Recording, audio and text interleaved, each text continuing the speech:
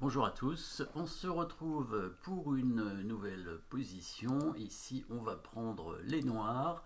Et que se passe-t-il ici au niveau du matériel? Dame, tour et fou pour les noirs avec 5 pions contre dame, tour, cavalier, 5 pions aussi.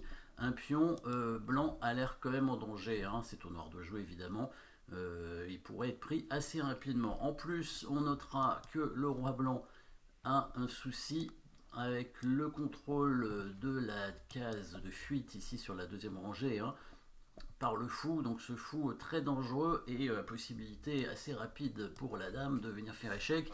Bon, il y a la tour qui va couvrir évidemment, donc il n'y a pas de mat, mais attention au mat du couloir. Donc dans cette position, en fait, on va tout simplement, avec les noirs, gagner le pion, hein, le pion C6, et rentrer dans une finale fou contre cavalier. Ça va être le but, une finale qui sera gagnante. Pourquoi? Parce que il y a un pion passé ici qui est éloigné par rapport au roi adverse. En plus, c'est un pion de la bande. Le cavalier est très mauvais pour contrer un pion de la bande, hein, pour éviter qu'un pion aille à dame. Enfin, le pion de la bande principalement, hein, parce que le cavalier au bord de l'échiquier a très peu de cases, et puis le fou est largement meilleur dans cette position où il y a des pions de chaque côté de l'échiquier. Donc ici, deux variantes possibles pour aboutir à peu près à la même solution. Donc on va quand même regarder les coups forcés. Avec l'échec de la dame, la tour va devoir couvrir obligatoirement, hein, parce que si le cavalier couvre, on notera que la dame pourra revenir faire une batterie pour menacer mat, et là, les blancs seront obligés de perdre beaucoup de matériel, hein, leur tour probablement, contre le fou peut-être. Et de toute façon, ils perdront dans tous les cas leur pion, hein. Un pion est indéfendable. Donc échec, la tour va couvrir, et à ce moment-là, évidemment, les noirs ont la dame en prise, mais les noirs sont malins et ils ont prévu un bon coup. Peut-être vous l'avez vu aussi, après l'échec de la dame ici et la tour qui couvre. Évidemment, hein, n'oubliez pas de mettre la pause pour trouver, au moins pour chercher la solution. Même si vous ne trouvez pas, c'est pas grave, évidemment. On continue sur les coups forcés, et on n'oublie pas qu'après il y aura une menace de mat, et il y a aussi l'attaque à la découverte sur la dame, donc destruction de la défense ici. Et on prend ce pion pour menacer mat, et on aura l'attaque à la découverte sur la dame, ce qui fait que du coup les blancs ne peuvent pas conserver leur dame, hein. La menace de mat doit être pareille, évidemment. La dame ne peut pas protéger son cavalier, et si le cavalier bouge, c'est la partie. Il fait tout simplement échec avec la tour et récupère la dame. Et voilà, et on obtient cette finale avec le fou meilleur que le cavalier, le pion passé éloigné, et puis surtout un pion d'avance, hein. Donc là, la finale serait gagnante. C'est la partie, hein, ça c'est... Bon, les blancs, je ne sais pas s'ils ont abandonné tout de suite, mais en tout cas, ils ont perdu, ça c'est sûr. Il y avait une deuxième solution, qui n'était pas forcément plus simple, hein. C'était exactement la même chose, c'était intéressant à noter.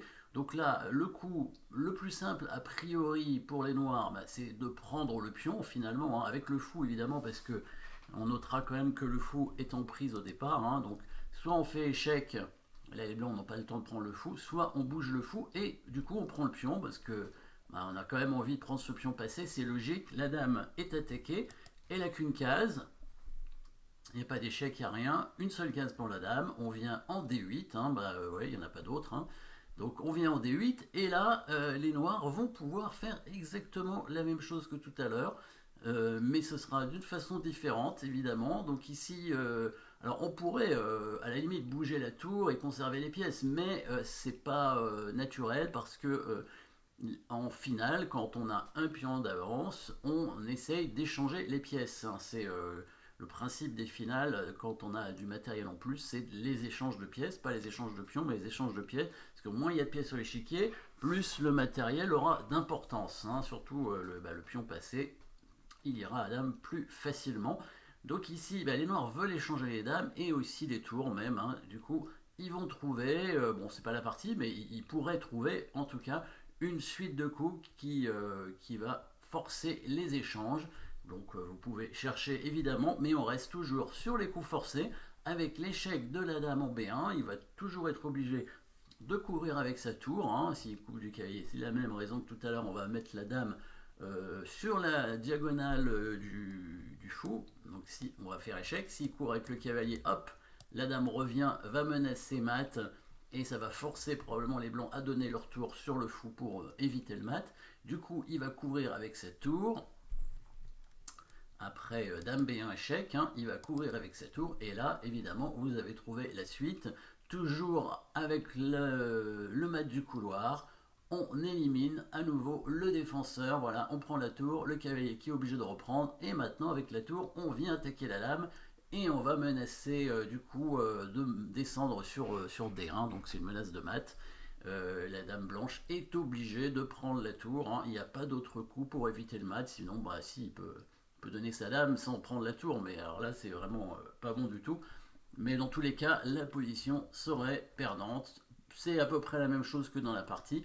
À la place d'avoir le fou en A8, le fou est en D7. À la limite, le fou en D7 est même un peu mieux, je pense, dans cette position, parce qu'il va contrôler peut-être un petit peu plus l'avancée du pion. Il n'y a plus besoin d'avoir le fou sur la grande diagonale, étant donné que le fou tout seul, il va plutôt taper dans le vide. Alors, s'il y avait encore des pièces lourdes, ça aurait été intéressant pour créer des menaces de mat, mais là, autant avoir le fou en D7. Donc finalement, Selvarans serait un peu mieux. Bon, il a choisi l'autre, ça changeait rien du tout. Voilà, merci d'avoir suivi cette position, et à très bientôt.